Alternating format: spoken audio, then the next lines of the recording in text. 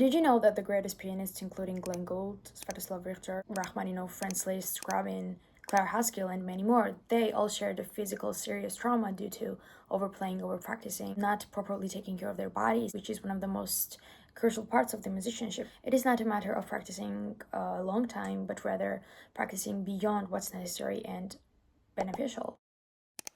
Otherwise, this is not only a case of being aware of the threat of injury, but also it is a case of playing at a higher quality. I need to point out that some parts of traditional teaching of technique are perfectly sound, but some parts are false and dangerous.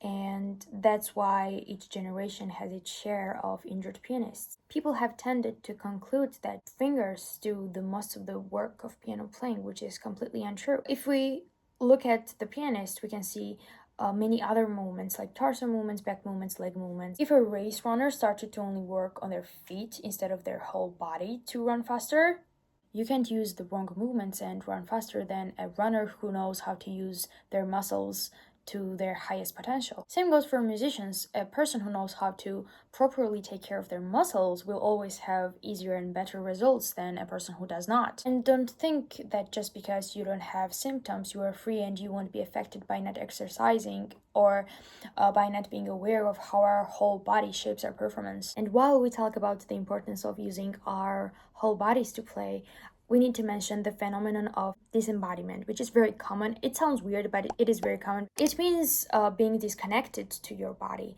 not being aware of all the parts of your body. Disembodiment is a disaster for pianists because a pianist needs to be aware of their clothes, their breathing, their posture, their hand posture, their moving. Everything should be controlled by a pianist.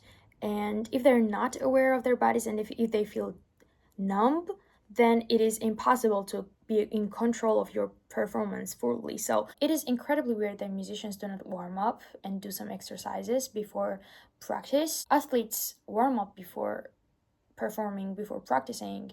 And when did we as a society decided that musician does not need that? And if you want to play technically hard pieces, you need to build a muscle.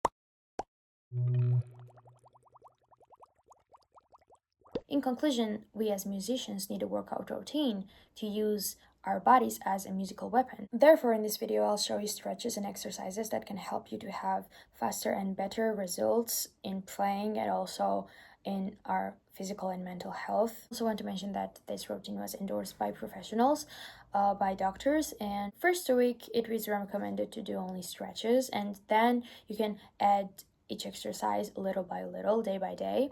And if it hurts and if you don't feel the physical strength to do those exercises, then don't do it. Just do a little by little.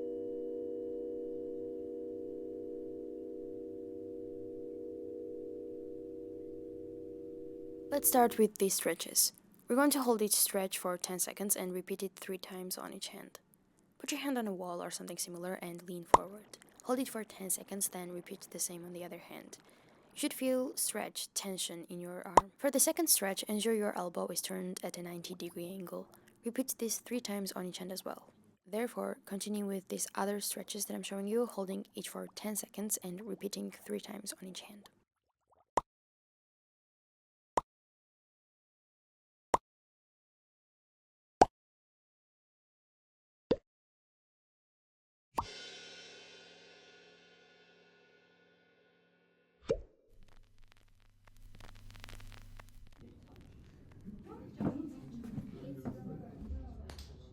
Now for the exercises. Perform this move 10 times, pausing for a few seconds when you reach 10 and repeat this 3 times in total. Do the same with this exercise. Now, roll the gear in a circle 5 times, then roll it 5 times in the opposite direction. Repeat this process on each hand 3 times. Perform this move 10 times and hold for 10 seconds after. Repeat 3 times. Do the same with this exercise. Now, if you don't have the gear for this exercise, you can use paper on a slippery wall to push. Perform this move 10 times, pausing for a few seconds when you reach 10 and repeat this 3 times in total. Next, attach your bandage to a handle or anything similar.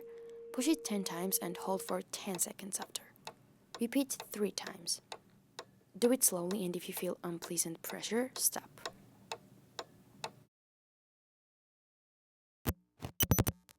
Then rotate and do the same thing from this another position.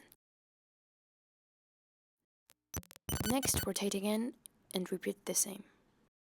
And don't count how many times I said 3 times. You can find these items on Amazon.